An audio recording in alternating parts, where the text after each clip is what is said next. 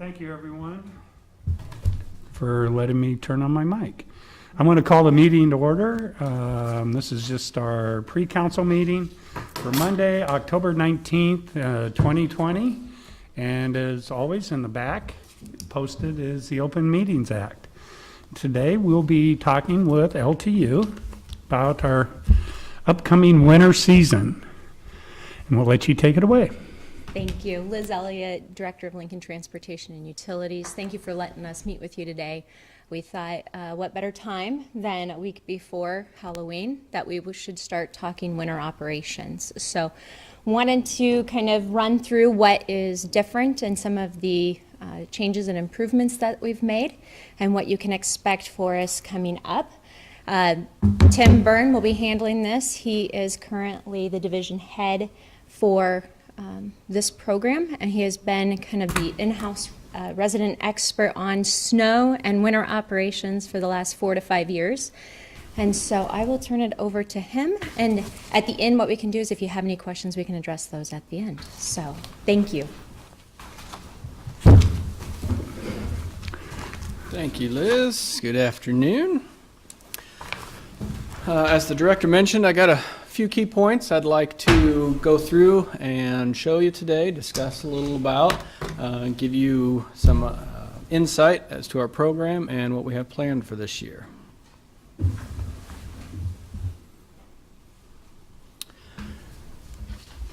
We're going to do an overview of our program, some of our advancements, and as always, please remember snow.lincoln.ne.gov is the spot where you can go to stay up to date with the program as well as any media information that might get pushed out before and during events.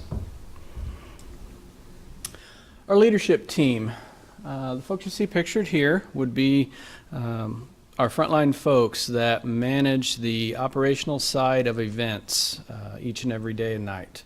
Mr. Travis Laughlin there in blue is our West District Supervisor. Clay Engelman in green, our Northeast District Supervisor, and Mr. Ben Glantz down there in the peach color is our Southeast District Supervisor. As you can also see, we have the city broken up into about 3 equal quadrants, dividing our resources and conquering the city for each event. Must also, as always, remember to mention Mr. Bill Fleischer and his team at Fleet Services. Those are the folks that keep us rolling so that we can do our job with the equipment. And we, of course, wouldn't be able to function without the backbone and support of our administration team, Sarah Slama and her staff. Our winter operation plan is a policy and procedural framework that outlines how we approach the program, function, operate, make decisions. It is approved by executive order. We do review it annually, update it, and it is a process of continual improvement. So it is a living document, if you will. High-level overview of our program and our responsibilities. Our service area, we break it down into 2 different groups essentially in the way that we perform our operations. We have emergency snow routes, other arterials, which are streets that look and feel like an arterial street, although they are not officially designated as such. School routes and bus routes. All told, of those groups, we have 1,183 lane miles that we serviced in 2020. Might take a look back in 2010, that was 1,099 and 931 back in 2000. So over the last 20 years, we've experienced about 21% growth in our responsibility of those streets. And our forces have been doing a great job fighting snow and keeping up with what Mother Nature throws at us. However, our snow fighting resources, mainly our material application, our spreader trucks and tanker trucks, our fleet capacities, our resources have not kept pace with that growth over the years. And likewise, residential streets, also called non-arterial, we have 1,684 lane miles of responsibility throughout the city on those, and that does, of course, grow each year, as you're familiar with, due to developments and annexations. Resources of the city. We have 17 liquid units. These are the trucks that apply the brine when you come come to work in the morning and you see the safety stripes on the streets on the onset of an event, brine pre-treatment, those are the trucks that deliver that treatment. As we are working our way into fall here and we'll start getting some spot events coming in, you will start to see those, especially on bridges and overpasses, before we deploy that throughout the entire network as temperatures continue to fall. So it's about 69.5 miles per unit of responsibility. Of our material spreaders, we have 23 of those. Those are the trucks that deliver the granular material, the granular rock salt, salt mixed with some aggregate, sand as a grit material on icy days. And we also pre-wet that material with our liquid brine as well to help kickstart that melting process. We do have about 51.4 miles per truck of today for responsibility. Industry standard is about 30 to 35 miles per truck. So when I reference that our fleet has not kept pace with growth of our area, that is the metric I'm talking about. We have 62 plows. 55 of them are housed within our maintenance operations district, and we have another 7 additional arterial plows. These are the large truck plows, not a pickup plow, but the larger units. We have another 7 of those that are supported by Parks and Recreation and utilities that help support us in those arterial functions. Little life cycle overview of our fleet. The life cycle of a snow truck is 10 years. Those are our trucks that deliver the chloride treatments. We can stretch the plow-only units a little bit longer than that because they're not as subjected to the corrosion as the trucks that deliver the brine and spread the salt. The average age today of that tanker and spreader fleet is 12 years. 53% of them are overdue for replacement, and within the next 2 years, 75% of them will be due for replacement. Contractual support. We cannot fulfill our mission without the great relationships that we have developed over the years with our local community and contractors who each and every year bid and come back and do business with us to provide contractual support for snow. We have 35 service contracts in place. Of those, 21 are plowing. 21 contracts offer 39 plow units. In addition to that, we also have contracts for wheel loaders and hauling services. We utilize those services when snow accumulation, we run out of storage capacity in our business districts, for example, and we do the complete removal operations. That's when the additional loaders and hauling resources come in to help us out. I would love to say that we have some contractors that can help us out with applying brine and de-icing materials. Unfortunately, due to the scale of our network, it is just not a resource that most contractors have of the size and ability to service a street network versus, say, parking lots and such.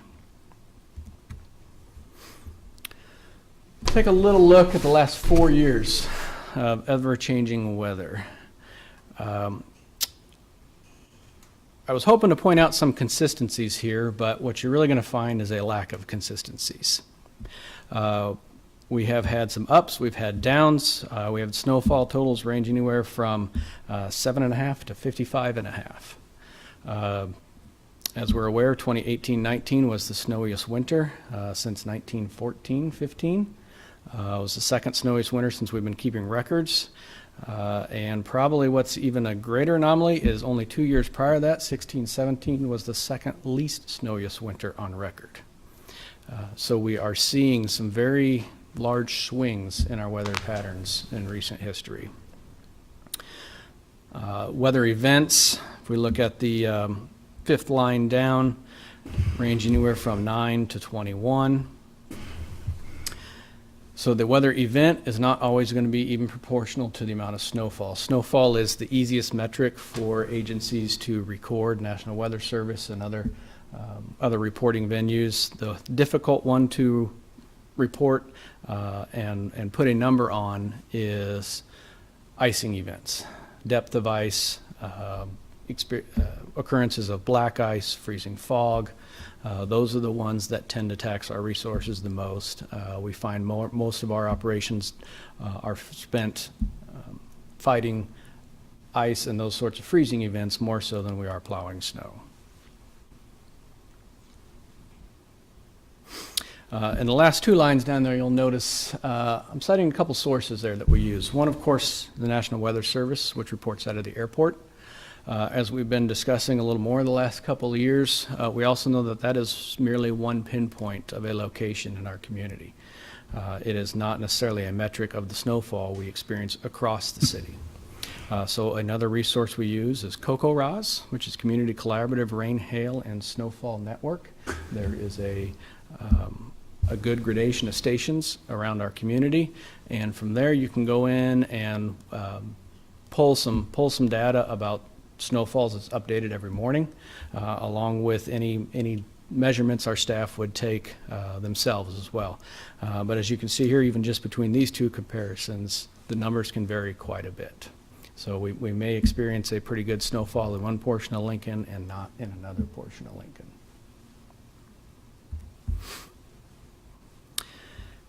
No two storms are alike.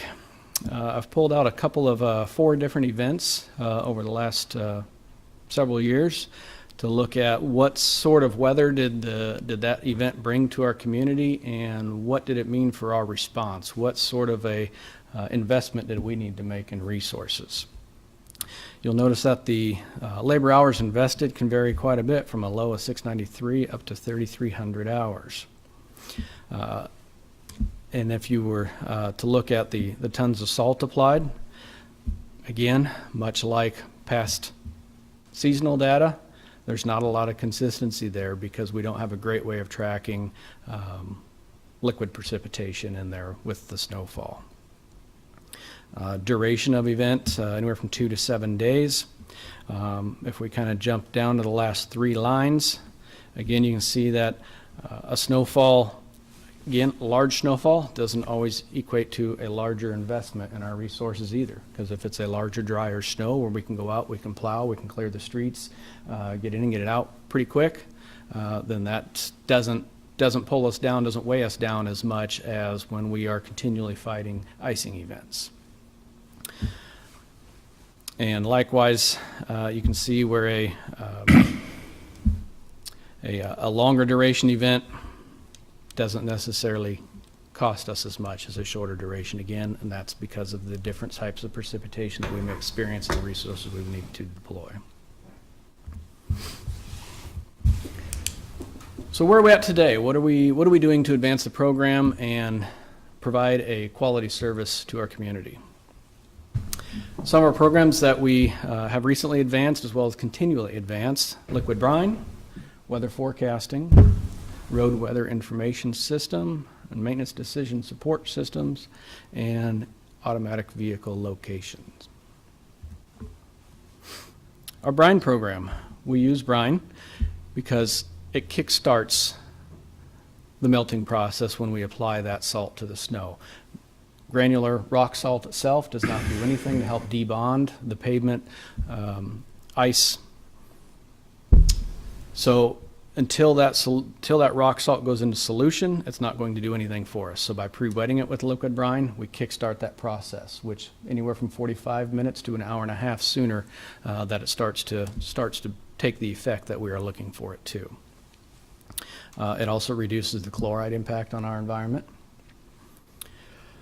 which naturally helps better our infrastructure. We do produce all of our brine in-house. We did not purchase any ready-to-use forms. The investment that we have made in that program is proving to be very cost-effective for us and being a good return on our money. As I mentioned, we do continue utilizing rock salt as our principal de-icing agent. Some of the strategies that we use with liquid brine, we can use it as an anti-ice treatment, as I mentioned in the morning, when you might see the safety stripes. That's what we typically put down, about 50 gallons per lay mile of the straight liquid. We use it as a pre-wet on our material spreaders at 20 gallons per ton typically, as well as a de-ice We can do that up to 150 gallons a lane mile. We can do that on some very, very localized areas. Again, just because of the storage, any brine we use, we of course have to remake it. So we have more to dwell on, draw upon during that event. So if we start chucking out too much of it there, then we cannot make it fast enough to keep up with our demand. So on a de-icing basis, we use it in a very localized application. Weather forecasting.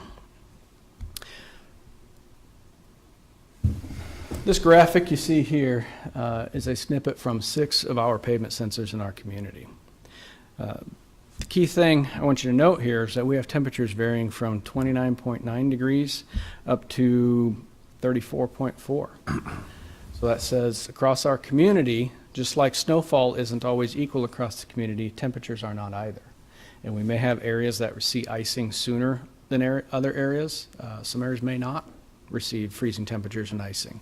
And that's because the urban environment creates a lot of microscale climates that is very different than using typical algorithms that would be modeled for, say, a highway DOT out in an open area. So it's almost like having a very compressed zone of smaller climates impacting one another. How we are in downtown behaves is going to behave differently than South 40th or up in Fallbrook.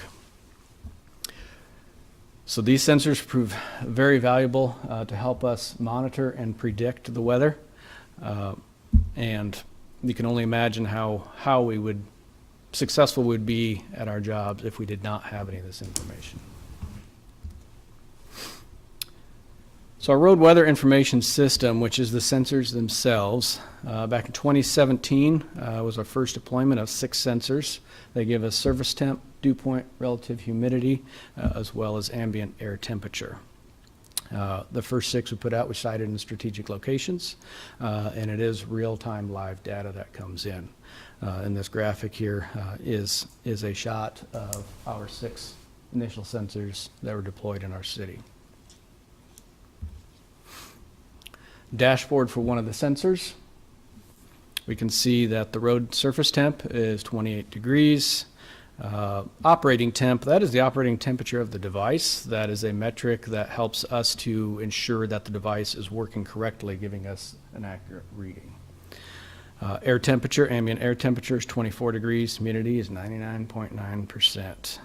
And as you can see in the center there, there's a graph that we pull some historical data from and allows us to see temperatures are trending up, trending down, or what sort of a cycle we might be in. So we are continuing to invest in this data to help make better data-driven decisions. For this fall, we will be installing 7 additional sensors. That will give us a total of 13. 4 of these new 7 sensors will be on key bridges. North 27th Street Viaduct, Big X, Harris Overpass, Rosa Parks. Naturally, bridges being an elevated structure tend to ice before roadways do. So these will be very, very critical in helping us monitor and predict when those situations might occur.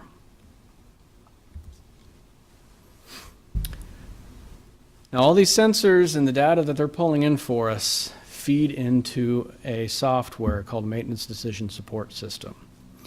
It is advanced forecast modeling software that is pavement and transportation specific forecasting.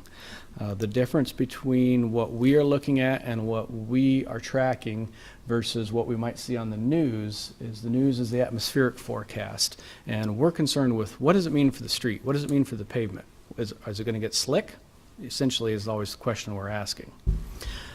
So it's some very, very powerful modeling software that has been developed over many years. I was originally started in the airline industry and then quickly started to move into the transportation industry and has been getting refined ever since then.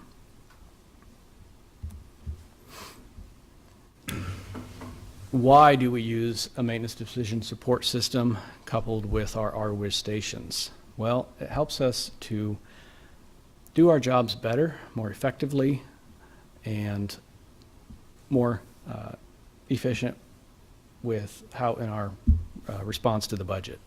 So we can increase our levels of service while using the same amount of materials by using what we need to use, when we need to use it, when's the most opportune time to apply it, and at what rate. The software also helps give us treatment recommendations as well based on our arsenal of treatments that we have. Helps reduce our material usage. Again, better for our environment, better for our infrastructure. So increases service to our community then. This would be what our dashboard and our MDSS software looks like. Here we can see we're looking at a forecast site there highlighted in the yellow circle up on North 70th and Arbor Road. Obviously we can see the radar there as well as road weather alerts that are coming in on the left side of the bar. And then fourth bar down, you'll see some orange squares and gray squares alternating. That's where it's starting to indicate that there's some maintenance actions that we might want to start paying attention to based on the short and long range forecast that is coming in. So if we go to the heads-up display of this particular location, looks like we're looking at it right now. This was taken on Thursday, December 27th at 3:50 p.m. We are predicting 0.245 inches of mixed precipitation on the roadway. Precipitation continues to fall. We can see in the lower left-hand corner, that is our temperature graph. So when we have streets that are sitting on earth and soil versus elevated structures, that's going to behave differently for how it might freeze and how far down is the frost.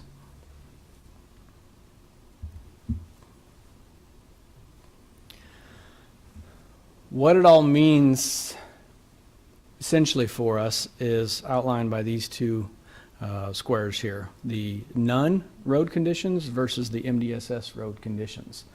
Notice how you see that red bar on the none that is very long, and then below it you see the very compressed red bar. That is our goal in this entire program between the MDSS software and the RWiz is for us to make better data-driven actionable decisions, responses of when to deploy resources so that we can shorten the duration that streets might be hazardous or slick. That's the entire goal of that program. Another new item that we've been refining since 2018 is a routing application for operators. Before that, we were still using paper maps and binders. So we developed a GIS application for the operators to be able to mount that tablet in their cab and see where they need to go. So we fully implemented that here last year in 2019. And it's been great feedback from the operators. They're no longer having to drive and pull a binder up to try to read that. This is what that screenshot would look like if you were an operator sitting in the cab. You've got a breadcrumb trail color-coded of when you were last on that route. We've also got the routes themselves formatted in different patterns, so you can tell whether it's an ESR, an OA, or a school and bus route. And the photo on the right there is what you would see if you were sitting in the cab. You've got the tablet up there, joystick for various plow and spreader controls. Down there on the lower right is the spreader controller where you'd set your rates and other functions of the truck.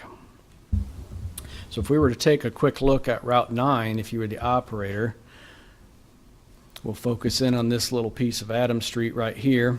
And you can see that there's some dots on there, orange, green, yellow, and those match up to the breadcrumb trails for that operator, so we can see when somebody was last there 30 minutes ago, 30 minutes to 4 hours, 4 hours to 8 hours.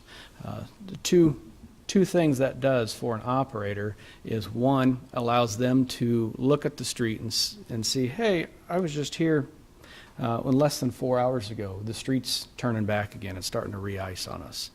So that is information the operator can then relay back to, back into their district office and say, hey, we're seeing the streets change again.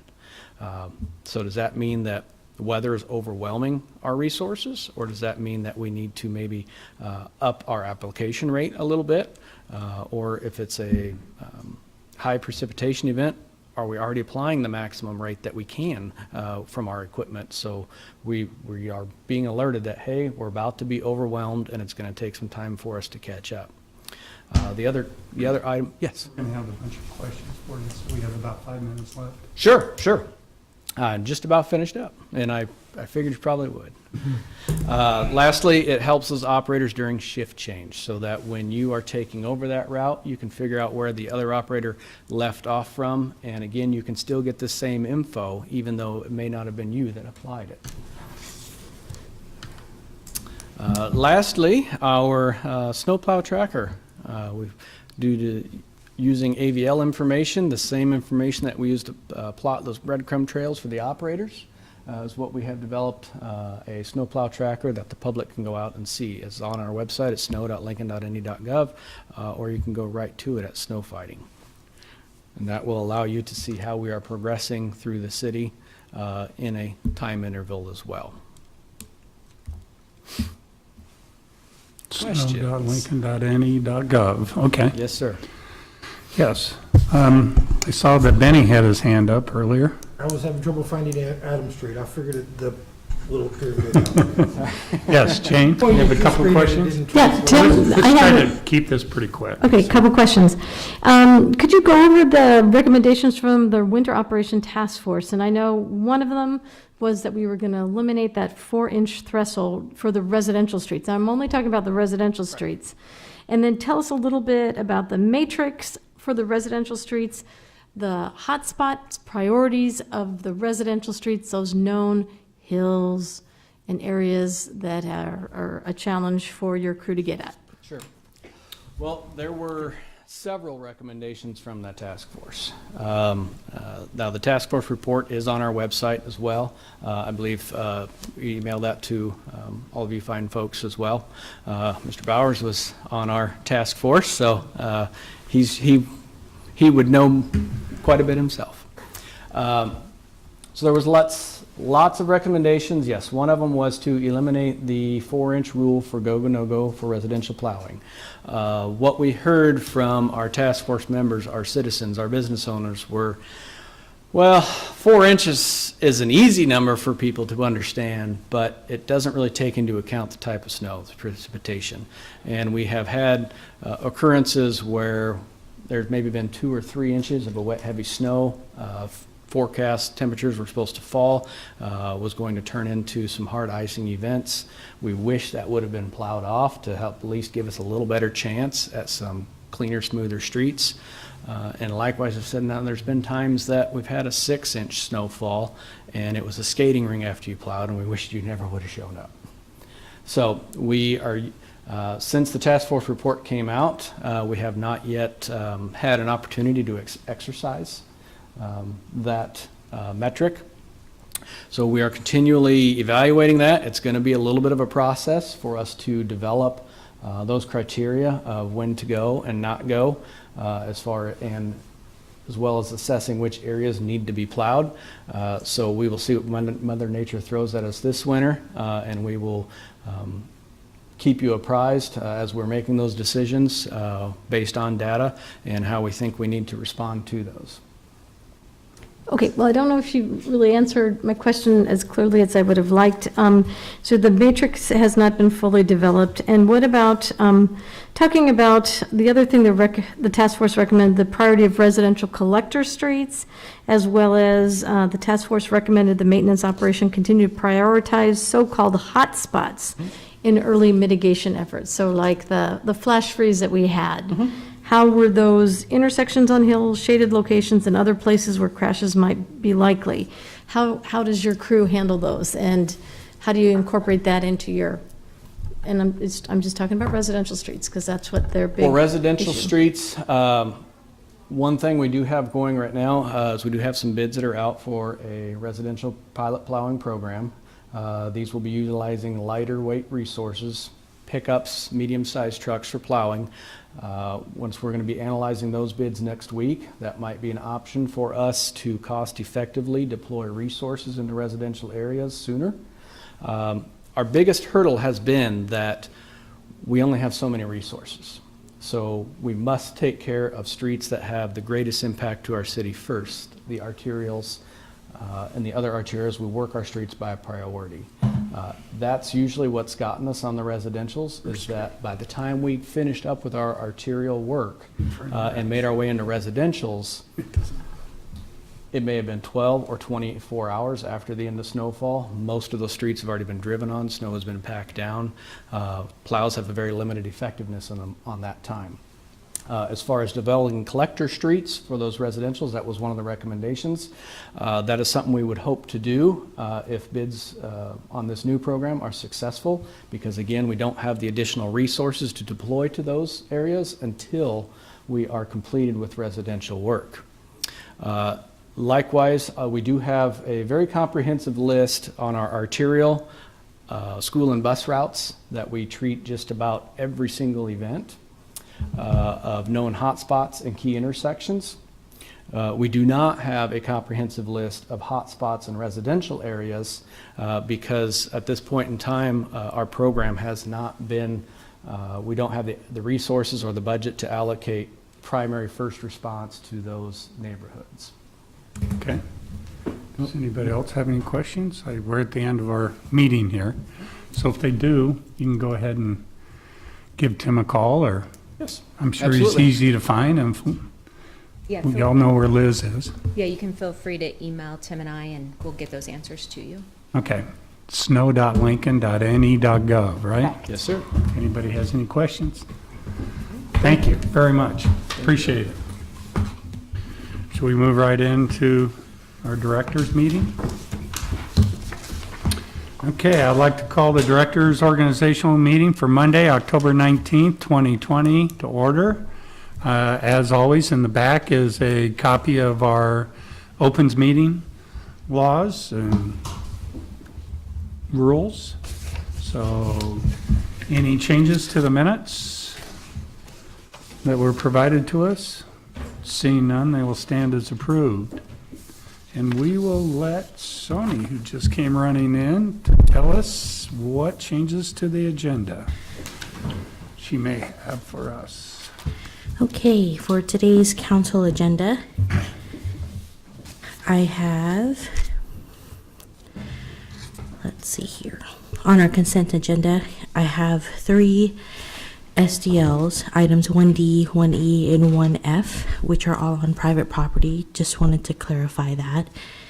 And then for our public hearing liquor resolutions, section 4, I'll be calling items 4A and 4B together. And items 4D through 4H will have a substitute resolution.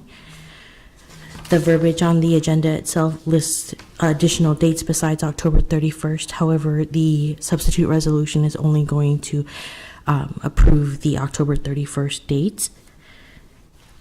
Yes?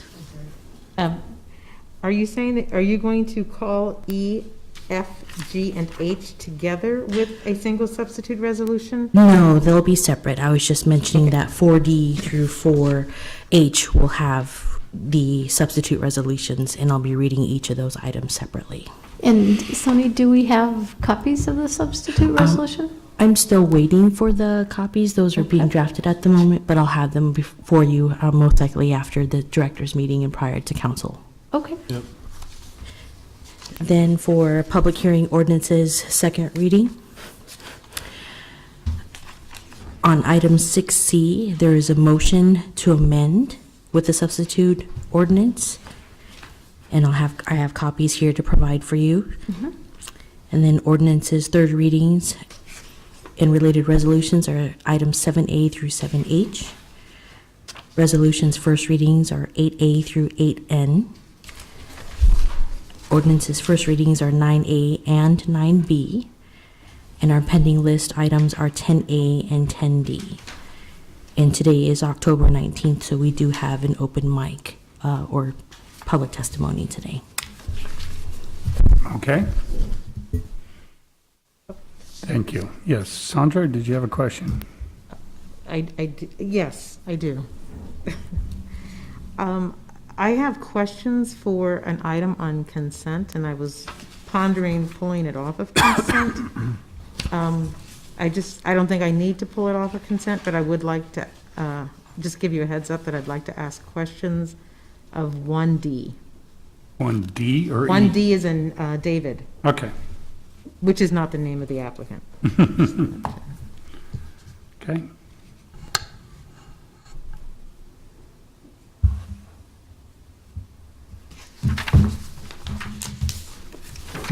You have questions for the applicant? I or do for- have questions for the applicant. I gave him a call. He is planning to be Okay, here. good, thank you. Okay, any other questions? Seeing none, let's move on. The mayor's office, do we have anybody here? Like Mr. Carlson?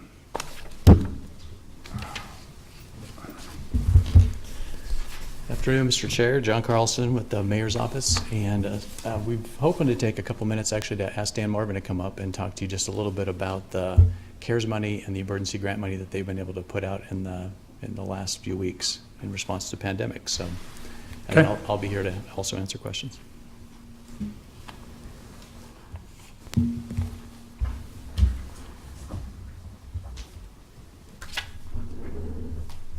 Good afternoon.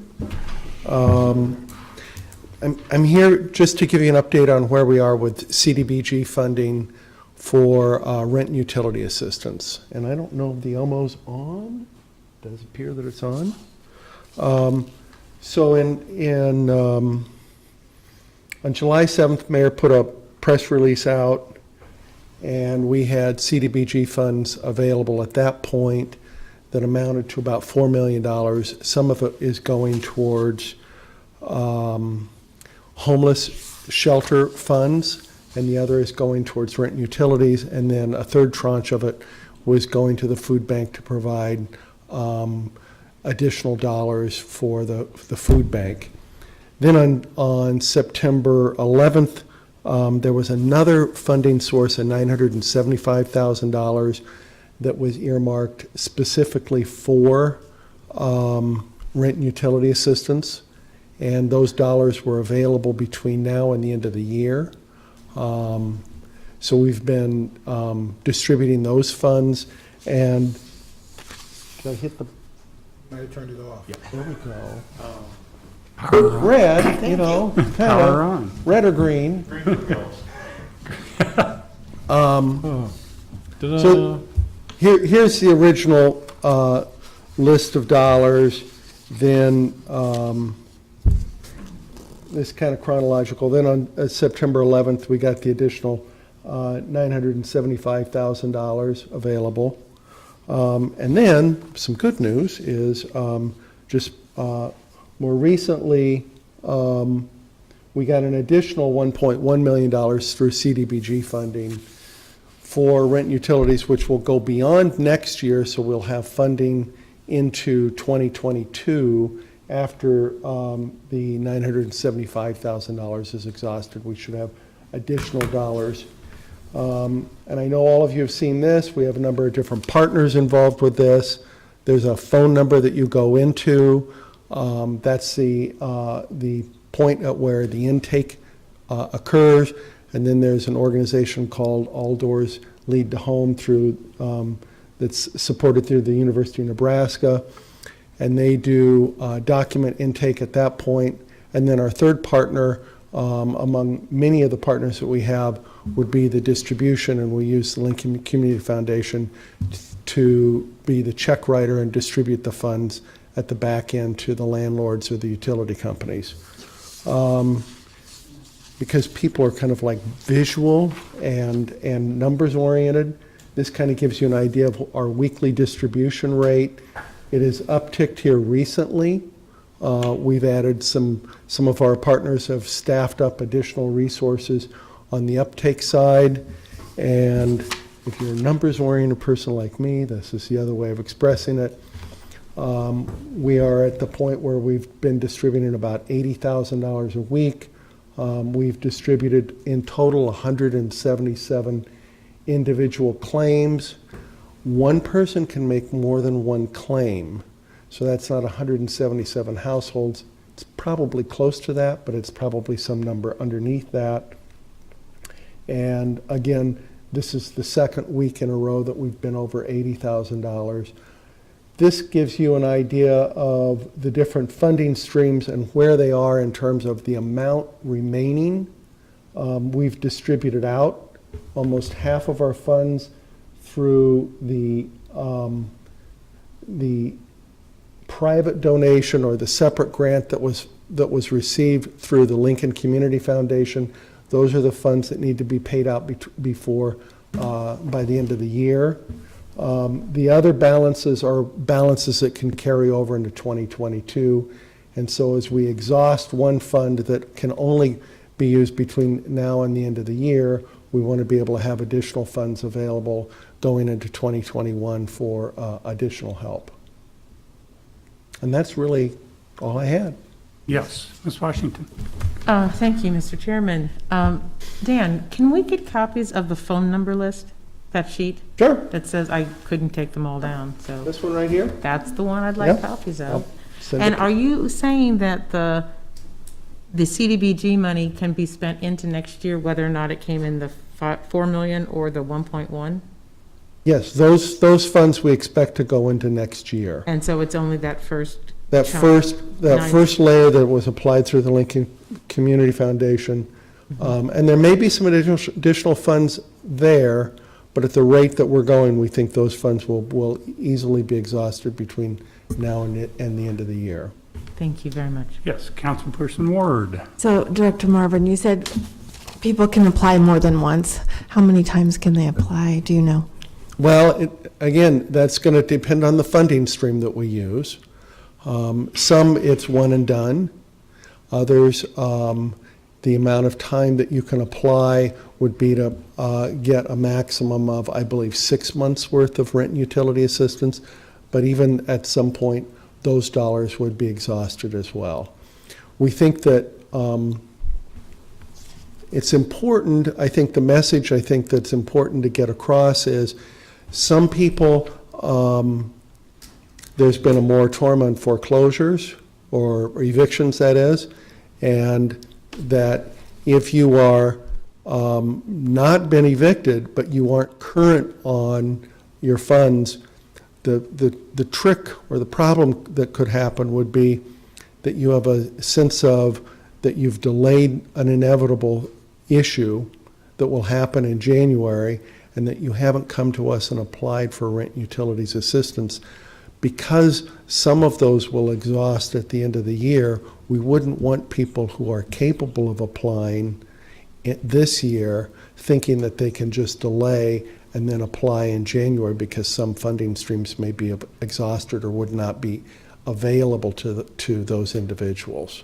So even if you are not under the threat or under the gun of being evicted, you should still apply for rent and utility assistance because we would like to be able to provide that. Thank you. Thank you. Any other questions? Okay, thank you, Director Marvin. We'll move on. One thing, hey, does anybody, did you have anything else you'd like to speak? Okay. Does anybody want to speak with any of the directors? Yes, right. LPD, Parks and Recreation, if somebody's here. Somebody who can tell me about sidewalk repair, and Pat Lopez. Okay. Lynn Okay. Johnson? Yes, Ms. Washington. LPD and Pat Lopez. John Carlson and Johansi Christie, please. Okay. You have anybody? Liz Elliott for me. And then, that's fine. Talk to the chief later. Okay, just want to make sure everybody knew who should stick around. Okay, let's move on with Director Lopez.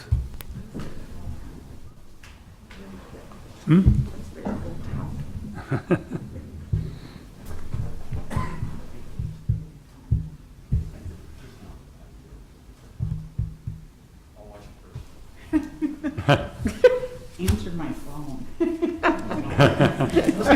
No, she stuck that way back there. Thank you, Good Pat. afternoon. Trying to work through some things here. We're at 8,112 cases right now. We're probably going to have a little more, maybe between 80 and 90 today.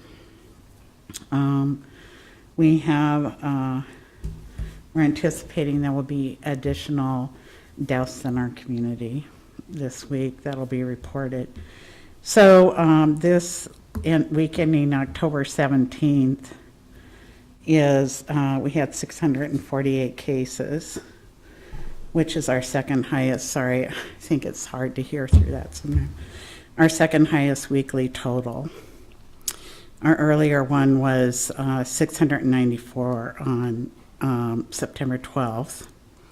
And 35% of the cases are connected to a known positive case, so a lot of household members in that. 13% of the cases are in the 60 to 79 age group, which continues to be a big concern to me. And what we hear is a lot of things are families getting together, or others being and not really realizing they really need to be wearing their mask and washing their hands and keeping their distance. You know, really, if somebody doesn't live in your immediate household, you need to do that. 41% of the cases are in the 30 to 59. So if you think about it, that's 54% of our cases are between 30 and then the higher age group. 44% are 3,500 individuals have recovered from COVID, which is great. Our positivity rate for cases reported last week was 13.9%, which is higher than the previous week, ending 9/6. You know, part of the concern that's impacting our positivity rate that people may not know is there's the additional testing being done in long-term care, and those tests are all reported in. So if they have to test once or twice a week, all those negatives are also coming in, which skews our positivity rate. So our epidemiology staff is in the process of separating those out so that we can have a true picture of what's really happening in our community. And I think that's really critical for decision making.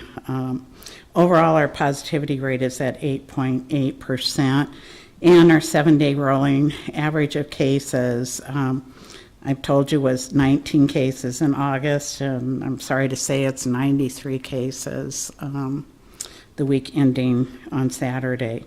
So about 29% of Lancaster County residents have been tested. We have ample testing available, but we also have a lot of places doing testing that aren't reporting it in. That's going to continue to probably be an issue. And fortunately, most of our providers in the community work closely with the department, so we do get a lot of that information to help us.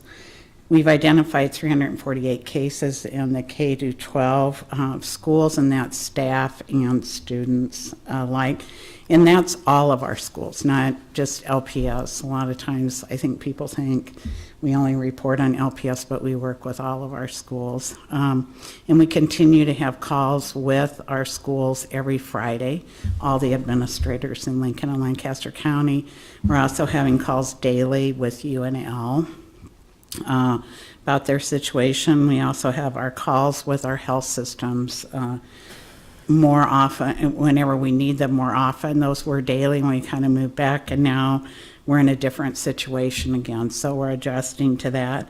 We just had a call with all of our child care providers last week, or those that they were all invited to participate, and those continue on a regular basis, as does our work with our long-term care centers, who are very stressed by what's happening with them and the testing that's required for them. So we're trying to work through some systems at the state level. I think you all saw the governor made some changes in the DHM, which are very similar to our current DHM.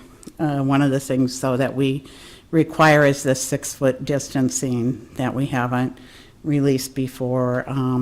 I think a lot of the things that we're doing are innovative, and we worked with the mayor's worked with the governor's office to have some of those things be able to happen so we can reduce density.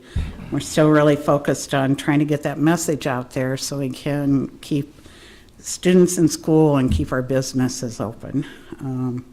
But we've really got to get the community, we won't have to worry about hospital beds if we do what we can to keep people from having to go to the hospital. So I'll end there. Good report. Thank you. Any questions? Seeing none. Pat, I may have one for you afterwards. Sure. Okay. I'm going to stay. You'll be here? Yeah. Okay, moving on, we'll go on to the boards and committees, commission reports, Parks and Rec. Well, the biggest thing to report, two things. One was a brief meeting, which was nice. And the biggest other thing is, big news, golf is up this year beyond last year and beyond projections. So it's a good thing. That is a good thing. An outdoor activity. Right up there with pickleball. Yes, Mr. Powers, Board of Health. I think Pat Lopez did a better health department update than I could, so thank you for making that easy for me. Okay. Benny, do you have anything to say with our MAC meeting, yeah. MAC meeting? We had a regular monthly Zoom meeting. We talked a little bit about the things we'd accomplished the last year and how we could move a little bit forward into the next year. And I did not bring my minutes. And can I get back with you in a second? No, it was a good meeting. It was one of the better Zoom meetings we had. Okay. Public Building Commission, Jane, would you want to speak on this, or? Sure, then you can fill in too, I because you will. were there. Briefly, the Hall of Justice project is wrapping up, and they hope to have that completed by the end of this month, so that's a good thing. We spent a big chunk of our meeting talking about the district energy. They gave their proposal when it comes to bonds and financing, and a decision was made by the Public Building Commission to stick with all the other entities when it comes to the pool of funding, and certainly we look to continue to support the funding necessary for our own bond issue for our Lincoln-Lancaster County Public Building Commission projects. Richard, you asked a lot of great questions on that. Did you want to say? It was a little new to me, but what they're basically going to say is if they go out for a longer-term bond, all the customers will be liable for the bond. City, county, tenants down in the Haymarket, if they combine the bond to one, because of the LES basically is what they want to add, $23 million facility. LES has at their new headquarters. And so it'd be all one bond, and if LES defaults, then we would be liable. Or if anybody in the Haymarket defaults, we would be liable. So that was the one thing that was all new to me, moving forward on that. And I know you know a lot about Well, that. I think customers have been given that chance to opt out, so that like the state penitentiary is Yeah. not going to participate. So they're going to opt out. Yeah, so the city would have that option to opt out. So they've been meeting LES staff with DEC clients this past month. So we meet tomorrow, the DEC, so we'll know more then. And so our group made a decision not to opt out, that we would stick with the group and be held responsible. Not that we anticipate anyone defaulting. It seems highly unlikely that anyone would be defaulting on their individual bond issue, but for the bigger one, we would be in one big group. I think the other stuff was pretty mundane about the north parking garage needs some repairs and improvements. I think one of the most interesting things I thought was when they went out and did a survey of all the departments in the city and county public buildings, and they asked them, what are you seeing, or what is the percentage of your workforce that is working remotely from home? What percentage will continue to work remotely from home? What percentage is coming back? And it's amazing, most of the departments hands down feel that they don't need as much department space as they currently occupy because of a different way of transacting government business. So I think that's going to have an interesting impact, meaning that departments are going to be shrinking up a bit. We don't know quite yet. We'll see what happens after the pandemic, but I think it was a good initial outreach to figure out what are people's office needs of the future. Yeah, and it was a good report. It was pretty quick. It was just a top of your mind type report. So. Mm-hmm. I think that was Okay. about it. I couldn't think of anything else. Thank you, Jane. Anybody else have anything for the good of our meeting or directors meeting?